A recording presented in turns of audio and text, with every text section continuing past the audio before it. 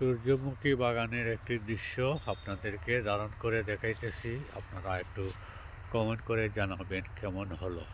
সূর্যমুখী গাছগুলা কিন্তু এখনও পুরাদমে ফুল ফুটে নাই সবটি, অল্প অল্প মাঝেতে ফুটেছে। এই দৃশ্যগুলা আপনাদেরকে দেখাইতেছি। এইভাবে যদি আমরা সবাই প্রতি জায়গাতে এই সূর্যমুখী চাষ করি, তো সূর্যমুখী চাষ থেকে ফুল থেকে আমরা তেল সংগ্রহ করা যাবে, অনেক উপকৃত হবে। তেলের সংখ্যাটা দাম কমিয়ে আসবে। অবশ্যই আপনারা এইভাবে যদি সবাই এই ক্ষেতগুলা করেন। দেখেন আমি দেখাইতেছি, আমার এক এলাকার ছোট ভাই সেই দৃশ্যটা বাগানটা করেছে সূর্যমুখীর। খুব চমৎকার বাগান, আমার কাছে খুব ভালো লেগেছে। সবাই তার মতো যদি সবাই আপনারা এইভাবে করেন, তাহলে তো অবশ্যই তেলের ঘাটতি, এই যে এবার রমজানে তেলের জন্য হাহাকার করতেছে, এইগুলা যদি সংগ্রহ করা যায়, এই সূর্যমুখীর তেলটা কিন্তু চমৎকার, খুব ভালো।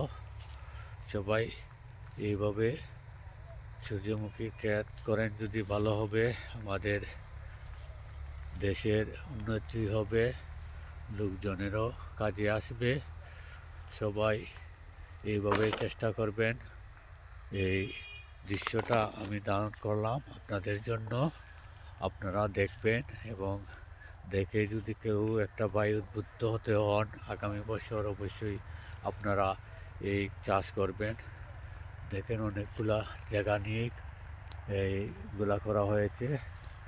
আগামীতে অবশ্যই সেও ভালো যদি হয়, এবার আগামীতে আরও ভালো করবে। এই প্রতিবেদনের মাধ্যমে সবাই অবশ্যই আগ্রহ প্রকাশ করবে। এইগুলা সবগুলা ফুটে নাই এখনও।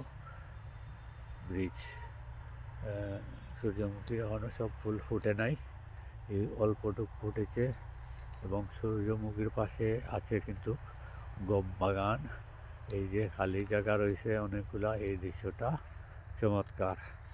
পাশে আপনাদেরকে আরও একটা দৃশ্য দেখাবো, খুব চমৎকার এই দৃশ্যটা, আপনাদের অবশ্যই ভালো লাগবে। ভালো লাগার জন্যই ভিডিওটা করা। আমার এই যেখানে দেখি সুন্দর একটি দৃশ্য, এগুলোই ধারণ করি।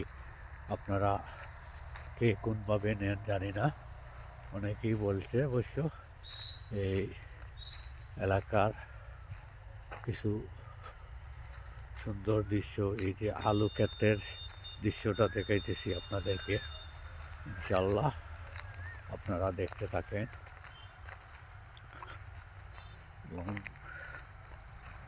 অনেক